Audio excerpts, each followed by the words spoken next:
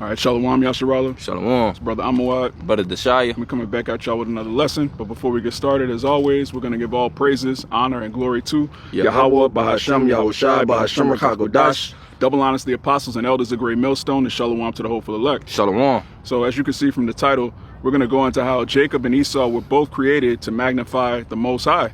All right, now most people know that the chosen people, the 12 tribes of Israel, were created to magnify the Lord. But we don't talk enough about how Esau was also created specifically to magnify the Lord's name in these last days.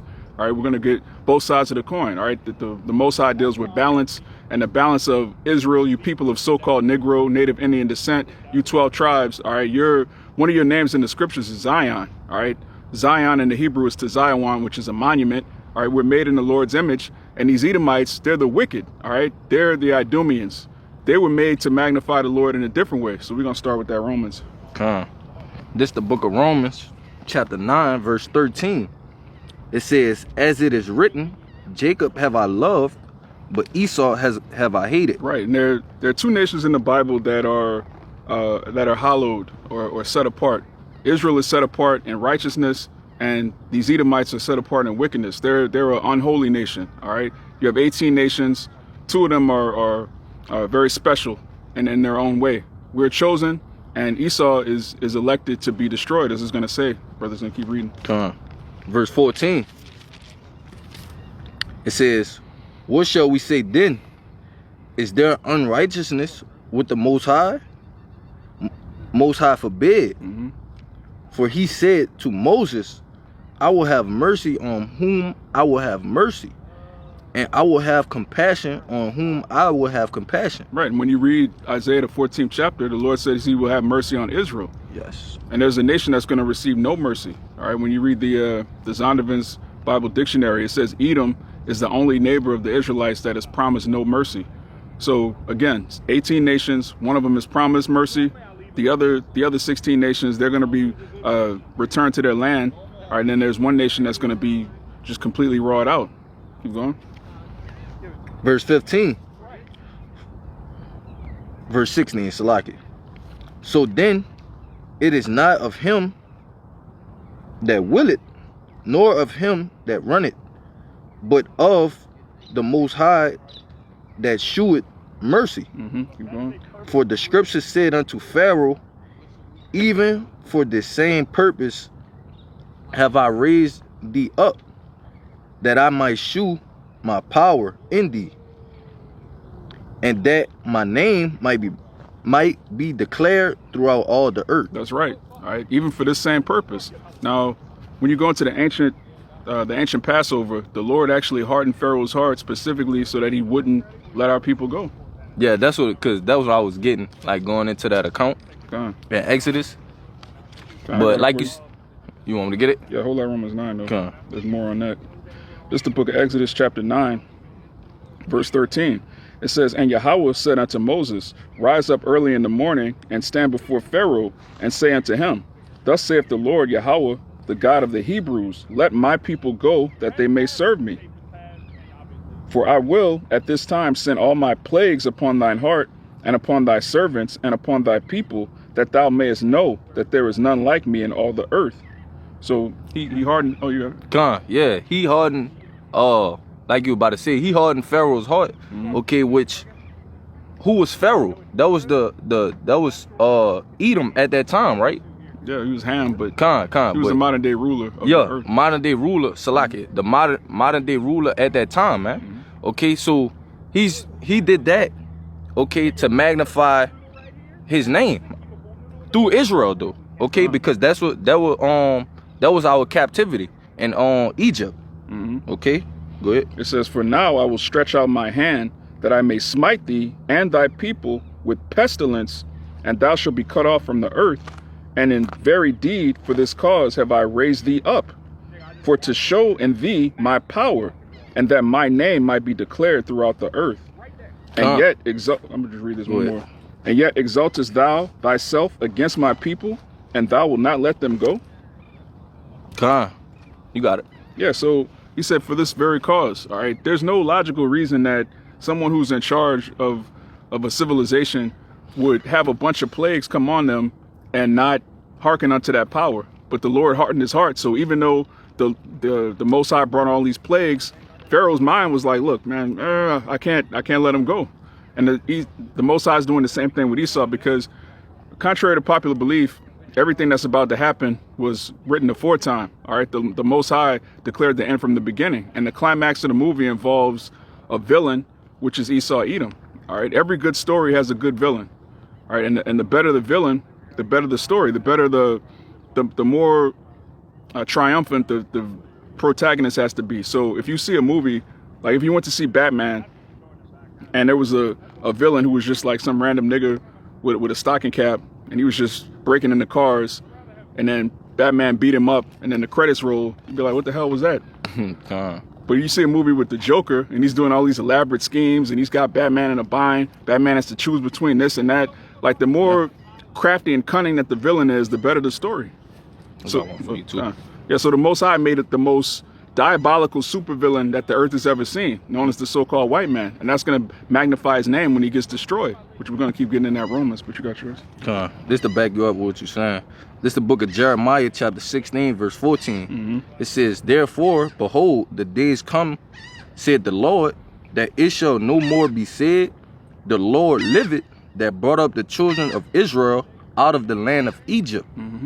But the Lord liveth, that brought up the children of Israel from the land of the north, and from all the lands whither he have driven them. And I will bring them again into their land that I gave unto their fathers. So that's a prime example of how when you look at the Passover, we've been celebrating it for thousands of years. The Lord said that there's going to be a new Passover in the land of the north, which is Babylon the Great. And that Passover is going to completely exceed the previous one. And what happened after that old Passover? Let me get that real quick to back you up.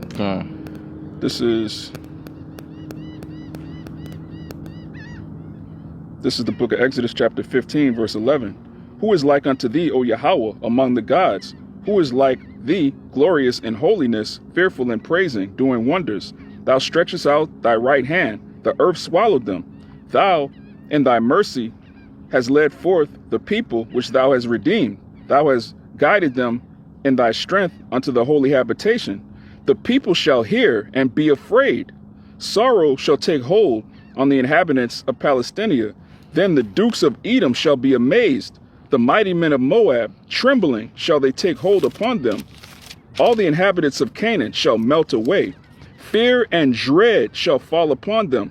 By the greatness of thine army, they shall be as still as a stone till thy people pass over. So in the ancient Passover, all of the heathen that were around about Egypt, they saw the devastation that happened. You got to understand, Egypt was like the America of the ancient world. It was a metropolitan, and it was a place where all of the nations gathered. It was the first great civilization of that time. So when the Most High destroyed it, everybody around was like, whoa, what the hell? They were dreaded, man. They were fearful.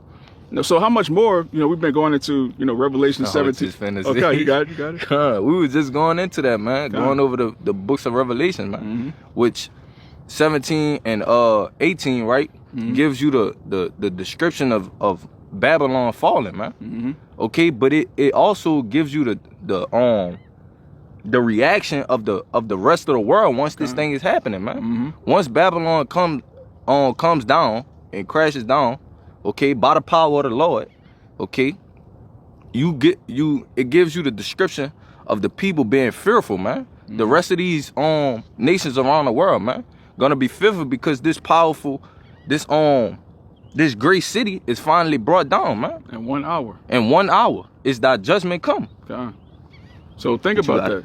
All right, you have this nation that's been ruling the earth. And, obviously when Esau dropped bombs on Ammon at the end of World War II, all of the nations were fearful because look who are these people that they can make fire come from the sky. So the Most High, he gave them that technology to show his power, to magnify his name. So again, the nation of Israel, obviously we were created to magnify the Lord, but Esau was also created to magnify the Lord when he gets destroyed. The Lord built him up to this point just to show his power in destroying them in 1 hour. So when these heathen see, this is the greatest, You know, they have the best military. They have the FBI, the CIA, the Air Force, SpaceX, all of these alphabet groups. The Lord is going to bring them to a speedy riddance, and that's going to magnify his name. You got something?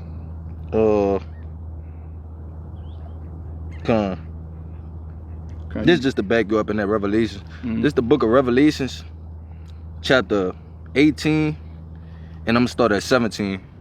It says, for in 1 hour, so great riches is come to naught, and every shipmaster and all the company in ships and sailors, and as many as trade by sea, stood far off, and cried when they saw the smoke of her burning, saying, what city is like unto this great city?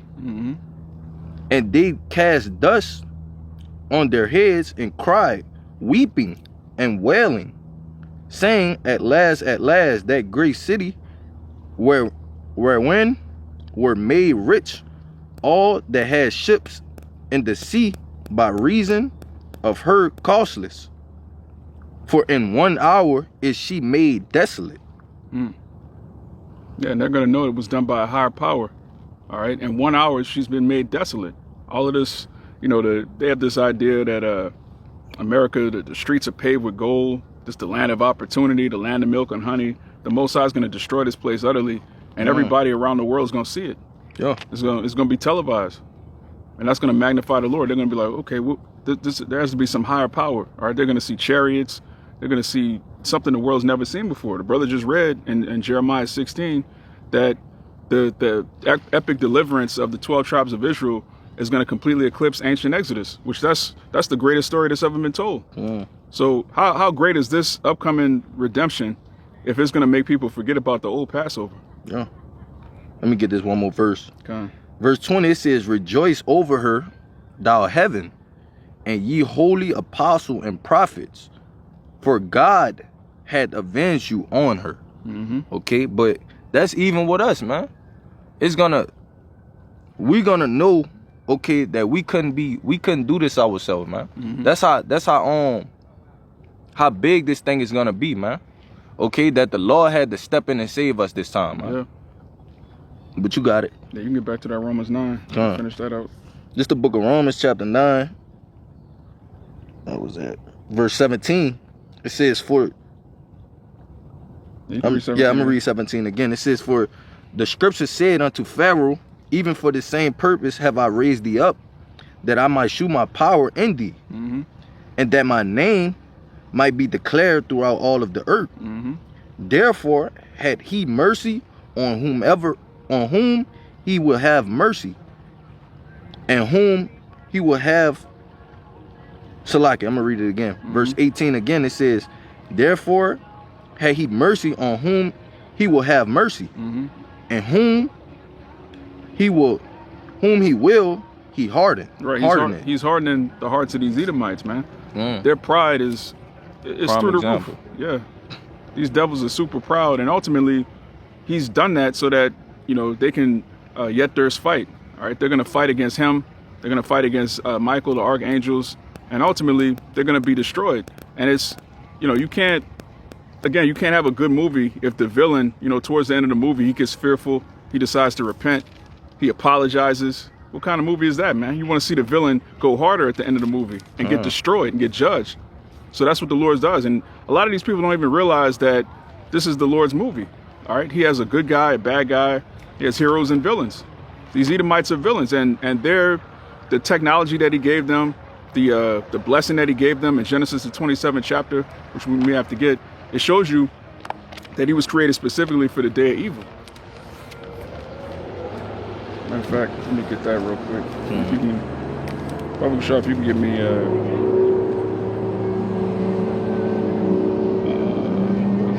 Psalms 17 and 13. You want to know? It's the book of Psalms, chapter 17 and verse 13. It says, arise. Psalm 17 and 13, it says, arise, O Lord, disappoint him, cast him down. Salaki. Psalm 17 and 13 again. Arise, O Lord, disappoint him. Okay. Cast him down, deliver my soul from the wicked, which is thy sword. Right, which is thy sword. The wicked, all right, also known as the Edomites, according to Malachi, the first chapter, the wicked is the Lord's sword. So he created a killing instrument, which you can get Revelation 6 and 4 to back that up. He created a killing instrument to take peace from the earth. All right, going back to, again, the blessing in Genesis, the 27th chapter. So the wicked, the Edomites, they're created as this, well, matter of fact, let me get this real quick to back you. I got the revelation. Okay. This Proverbs 16 and 4, it says, Yahweh have made all things for himself, yea, even the wicked for the day of evil. Okay, you got it? Gone, but read it one more time, Baba Shah. Proverbs 16 and 4, Yahweh have made all things for himself, yea, even the wicked for the day of evil. Yeah, man. So, like the brother said, okay, Edom was created literally for the magnify the Lord's name, man. To be built up this high so that nobody ever again come against the people of the Lord, man. Mm-hmm. Okay, but you got it. There's going to be an everlasting memorial. Yeah. All right. Babylon the Great, the destruction is going to be an everlasting memorial on how not to rule, and the destruction of Edom is going to be an everlasting memorial of what happens when you come up against the children of the Lord. All right. These heathen are going to have a fear in them that's already going to be natural. They already think Jake is Viltrumites. All right. They already have a natural fear of us, but when they see what the Lord does to this place, they're going to know, okay, we're not even going to try to mess with them. Yeah. You get that revelation? Okay. This is the book of Revelation, chapter 6, verse 4. It says, and there went out another horse that was red. Right, red horse. All right, horse in the scriptures represents, dominions. All right, when you see somebody riding on a horse, they're in charge. The people that are walking alongside the horse, they're tributaries. All right, a red horse. Who's red? Edom. All right, that's what Edom means. It means red. Go ahead. It says, and power was given to him that sat thereon to take peace from the earth, and that they should kill one another. And there was given unto him a great sword. A great sword. Now we just read in Psalm 17 and 13 that sword is the Lord's sword. The wicked is the sword of Yahweh Bashem Yahweh Shai. So he created a righteous redeemer, which is Yahweh Shai, who these heathen call Jesus. He created him to be just, to be the righteous judge. And he also created these Edomites to go to war with the Lamb. Matter of fact, let's get that in Revelation 17. You can read 3 first, Baba Gasha. Because when you read the book of Revelation, it speaks about the beast, the mark of the beast, the number of the beast, the whore that rideth the beast. What is the beast? All right, these so-called Christians, which they very rarely go into the book of Revelation because it completely debunks Christianity. All right, they teach this all-loving God who's coming back to save everybody. The book of Revelation clearly tells you that that's not the case. All right, there's a beast that the Lord has a very serious issue with, and that beast is Esau's power structure, man. NATO, EU, all right, all of his governments and mountains. And let's see what the scriptures say about the beast and what his purpose is. This is the book of Revelation, chapter 17, verse 3. It says, so he carried me away in the spirit into the wilderness, and I saw a woman sit upon a scarlet colored beast. So the woman is America, all right, that whore. The beast is the NATO and the EU. When you have the woman and the beast together, that's Esau's power structure. That's his so-called hegemony. That's his godhead, so to speak. That's how he governs the earth. Jump down to verse 5, because it says scarlet colored, all right, which goes into sin. It's a sinful beast. Revelation 17 and 5, it says, and upon her forehead was a name written, Mystery, Babylon the Great, the mother of harlots and abominations of the earth. Right. Babylon the Great is America. All right. That's the whore that sits upon the beast. It's not the Vatican. It's not the Catholic Church. All right.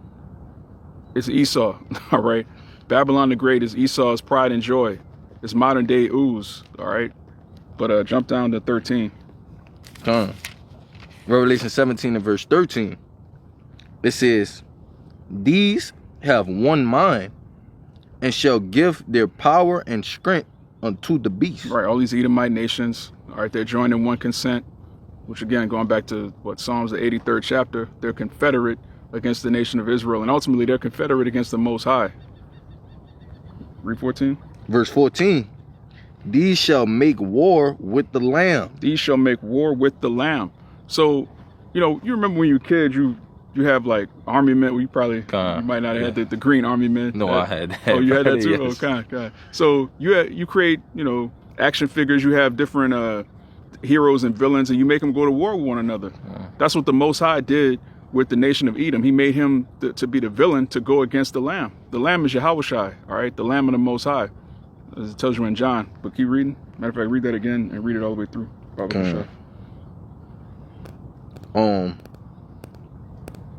And the Lamb, Salaki, verse 14 again, it says, these shall make war with the Lamb, and the Lamb shall overcome them, for he is Lord of lords and King of kings, and they that are with him are called and chosen and faithful. Right. It says the Lamb shall overcome them. So Yahushua is going to overcome this beast. He's going to overcome the so-called white man system, which is going to magnify the name of the Lord. All right. The Lord actually raised up Yahushua to magnify his name, and he gave him a villain, all right, a beast system, which is the strongest military might that the earth has ever seen. He raised them up to go to war with the Lamb. But it says the Lamb shall overcome him. Now, who's with the Lamb? Read that last part again. It says, and they that are with him are called and chosen and faithful. The 144,000. Yes. So the Lord, you know, we're joint heirs with him.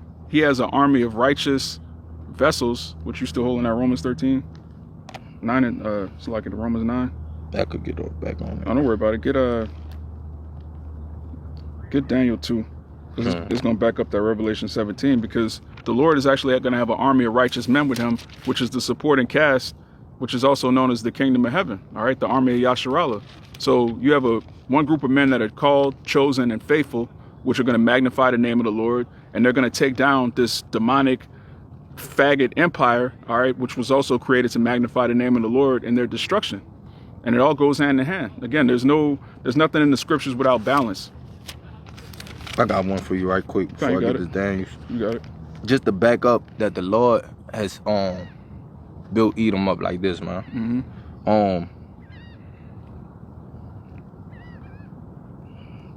This the book of Isaiah, chapter 54, verse 16. It says, behold, I have created the smith that bloweth the coals in the fire, and that bringeth forth an instrument for his works. I have created the waster to destroy. God. Which that's going into those different scientists, man, that created these nuclear weapons, man. Okay, the Lord have put these things on these people's mind, man, these Edomites' mind, in order to create these things, man. Okay, because you have to be dealing with a higher power to even think of things of that nature, man. Yeah, splitting the atom, nuclear fission. You got fusion and fission, man. Fission is some next level. The devastation, like when you look at what Fat Boy and Little Man, you know, the atomic bombs that were dropped on Japan, they were devastating. But the weapons that Esau has now, one warhead can multiply that by 1,000. So this is what's coming to the earth. And the Lord put it, like the brother just read, he put that thought in their heads to create weapons to destroy themselves with. That's heavy, man. But what you got? The Daniels 2, right? Okay, man, it say what in Proverbs, the 21st chapter, the king's heart is in the hand of the Lord, man. The Lord is controlling everything, man. Yeah. On both sides of the board. What you got it? 2 and 33. This the book of Daniel chapter 2, verse 33. It says, his legs of iron, his feet part of iron, and part of clay. Right, and that goes into the statue that Daniel saw. And the bottom of that statue represents, you know, the end of Esau's power. And this is what's going to happen to it. Verse 34. Thou sawest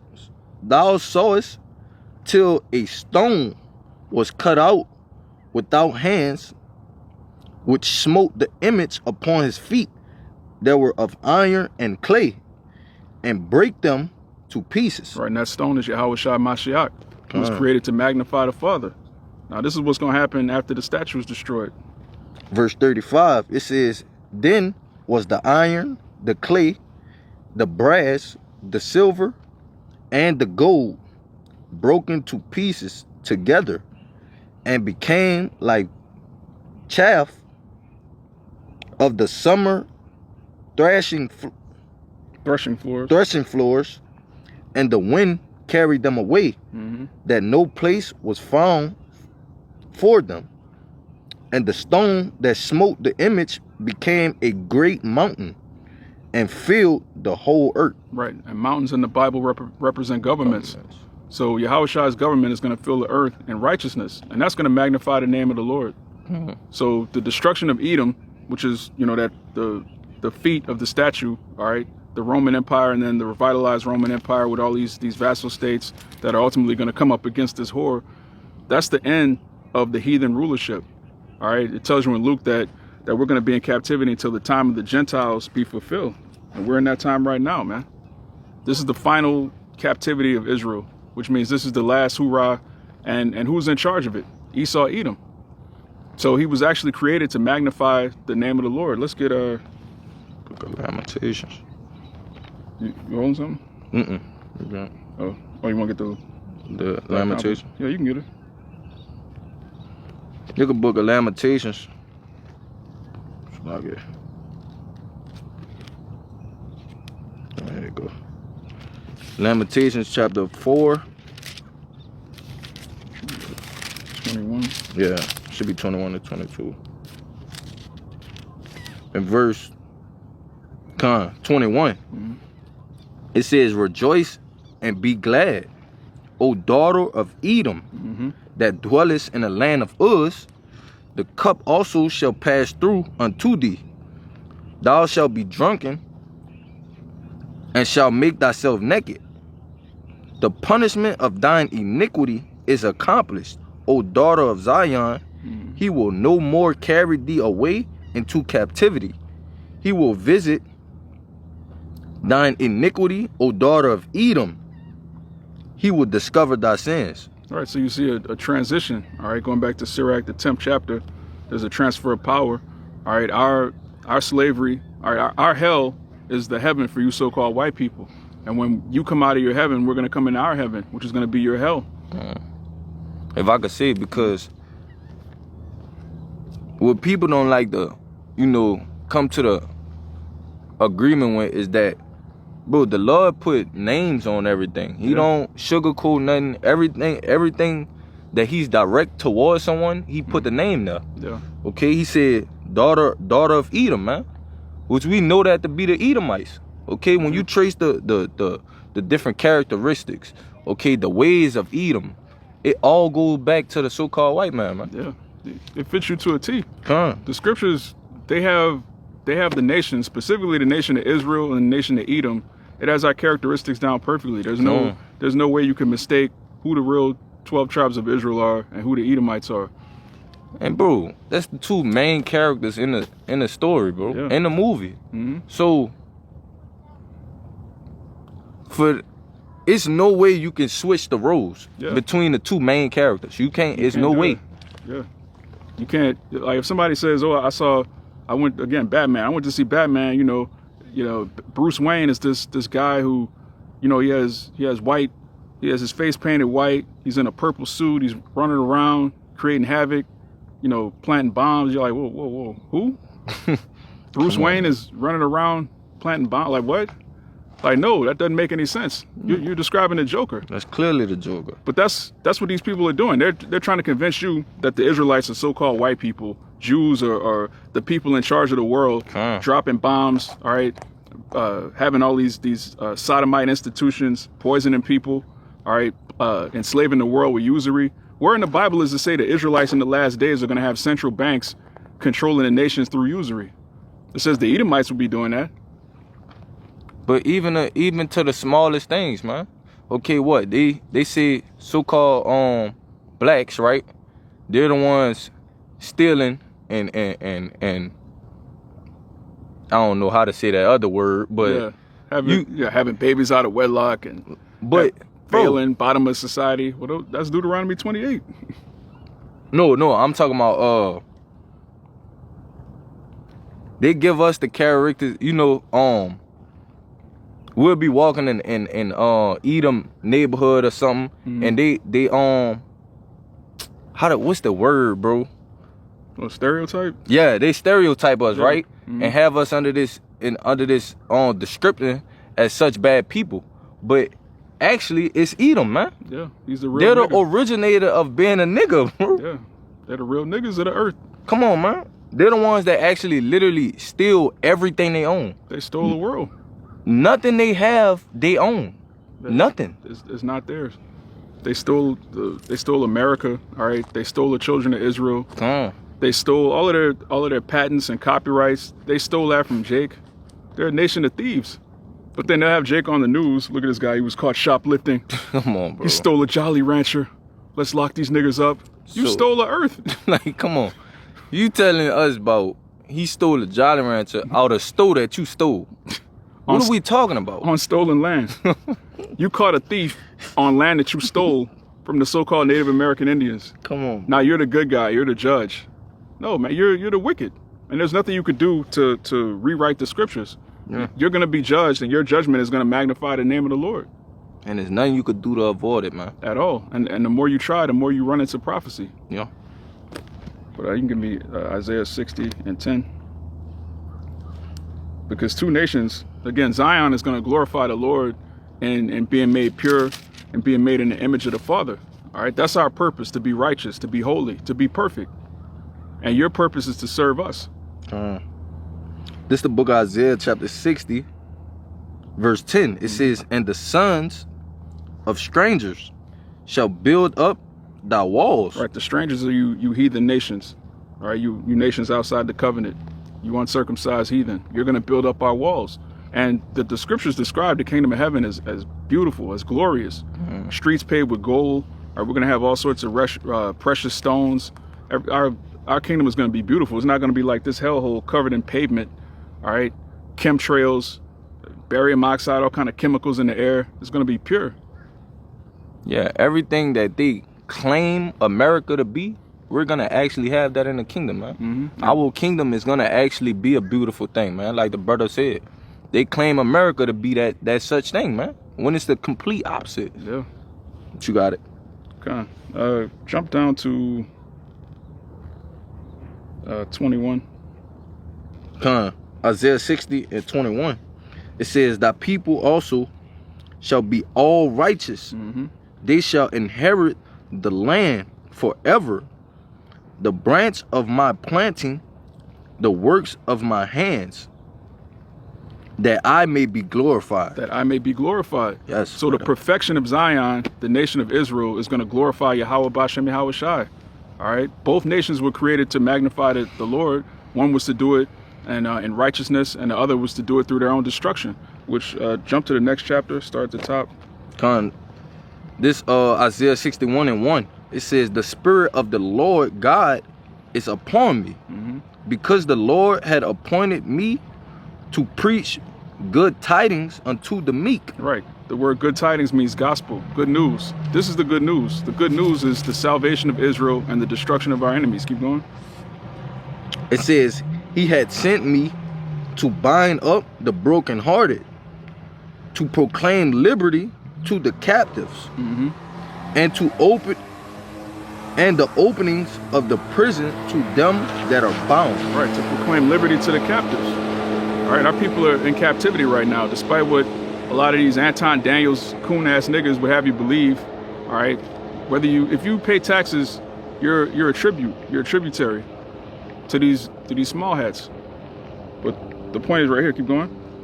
Verse 2, it says, to proclaim the acceptable year of the Lord, and the day of vengeance of our God, to comfort all that mourn. Right, the day of the Lord is a day of vengeance. All right, we're going to be delivered. We being the elect of the nation of Israel, Lord willing, we're of that number. The 12 tribes of Israel are going to be delivered and magnified and glorified to magnify the Lord's name. and the wrath is going to come on 2/3 of our people and these heathen, and the Lord's going to be glorified. Read the next verse. It's going to tell you. Verse 3, to appoint unto them that mourn in Zion, to give unto them beauty for ashes, the oil of joy for mourning, the garment of praise for the spirit of heaviness, Salaki, that they might be called trees of righteousness, the planting of the Lord, that he might be glorified. So us going from a state of mourning to a state of opulence, joy, everlasting peace, rest, that's going to glorify Yahweh Bashem Yahweh Shai, because we're going to finally get to keep the laws perfectly. Which, again, going back to that Exodus, Moses told Pharaoh, let my people go so that they may serve Yahweh.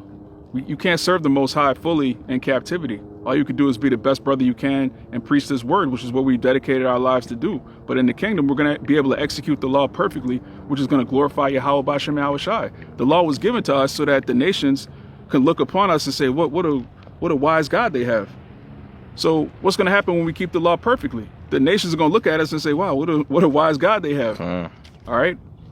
Perfection of the nation of Israel magnifies the name of the Lord, and destruction of you Edomites does the same thing. Go back to that Romans 9. You got something else? No, I'm still looking for it. Come on, go back to that Romans 9. You left off at I think like 17, 18. I think you're at 20. You can go to 21. This is the book of Romans, chapter 9, verse 20. It says, nay, but O man, who art that repliest. Let me read that again. Come on. This is the book of Romans, chapter 9, verse 20. It says, nay, but O man, who art thou that repliest against God? Shall the thing formed say to him that formed it, why hast thou made me thus? Had not the potter power over the clay of the same lump to make one vessel unto honor and another unto dishonor? Just to back you up, this is the book of Sirach 33:10. It says, and all men are from the ground, and Adam was created of earth. In much knowledge the Lord hath divided them and made their ways diverse. Some of them he hath blessed and exalted, and some of them he sanctified and set near himself. Jacob, which was created to magnify the Lord, all right, by sanctifying us and placing him near himself. Yeah. But some of them hath he cursed and brought low and turned out of their places. As the clay is in the potter's hand to fashion it at his pleasure, so man is in the hand of him that made him, to render them as liketh him best. Good is set against evil, and life against death. Yes. So is the godly against the sinner, and the sinner against the godly. So look upon all the works of the Most High, and they are two and two, one against another. So you have a protagonist and an antagonist, and they both magnify the screenwriter, the director.